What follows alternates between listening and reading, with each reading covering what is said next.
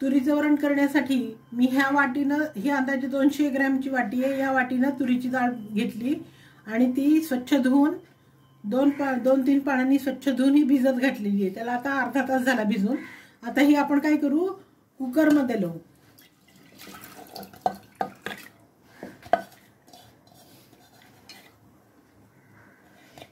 आणि डाळ शिजण्यासाठी मी त्याच्यामध्ये 1.5 वाटी पाणी अंदाजाने घालणार आहे. 1 वाटी घातलेलंच आहे, अजून अर्धी वाटी पाणी मी घालणार आहे. या वाटीनं अर्धी वाटी पाणी घातलेलं आहे. थोडीशी हळद आणि थोडंसं मीठ, 1 चमचा हळद,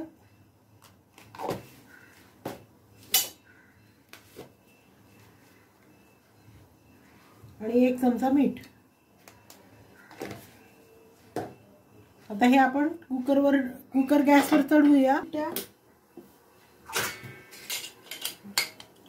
मध्यम गॅसवर 2 ते 3 शिट्ट्या याच्या करायच्या आहेत.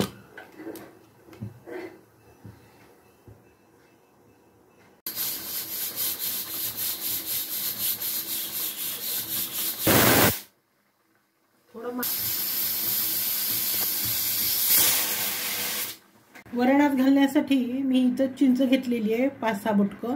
हे आपण धुवून घेऊ. 1 ते 2 1 किंवा 2 पाण्याने धुवून घ्यायची. थोडंसं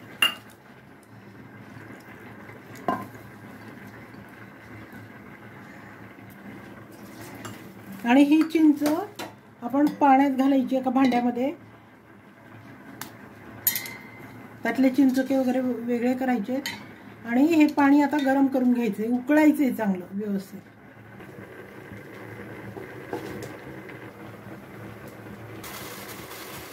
चिंच चांगली उकळली आहे. आपण गॅस बंद करून एका साईडला ठेवून देऊ. मेथीचं वरण करण्यासाठी मी इथं मेथी धुवून चिरून घेतलेली आहे, स्वच्छ धुवून. 1 मीडियम साईजचा टमाटा पण बारीक चिरून घेतलेला आहे. चिंचेचा कोळ काढून घेतलेला आहे, चिंच व्यवस्थित उकळून त्याचं गरम पाण्याचं. आणि कुकरमध्ये तुरीची डाळ लावून घेतलेली आहे. आता ही डाळ पण झालेली आहे. त्या कढईमध्ये आपण फोडणी बनवून घेऊ.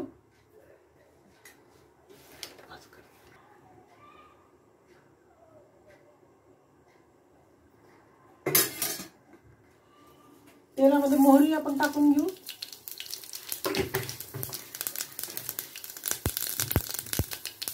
मोहरी तडतडली आहे मोहरी.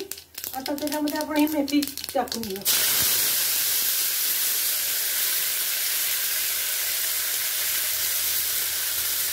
त्याच्यासोबतच टमाटा पण 1 वाटी चिरलेला टमाटा पण घालायचा. आणि हे लवकर मऊ व्हावं याच्यासाठी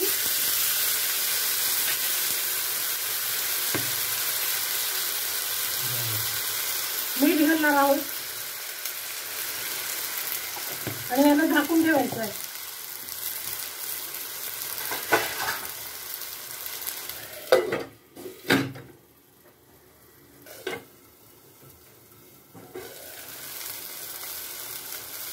आपली मेथी मस्त वाफली गेली आहे. मेथी टमाटा त्याच्यामध्ये मी हा चिंचेचा कोळ घालते.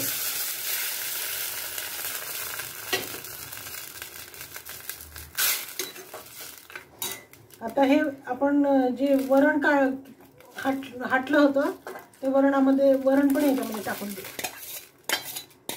आणि वरण शिजताना मी त्याच्यात थोडं मीठ आणि हळद घातलेली होती, त्यामुळं मिठाचं घालायची गरज नाहीये. मी फक्त थोडं लाल तिखट आणि काळं तिखट घालणार आहे या वरणामध्ये.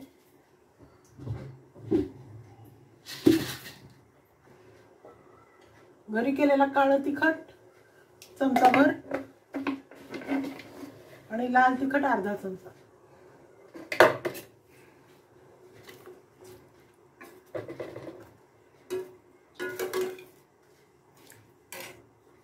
गॅसची फ्लेम वाढवलेली आहे.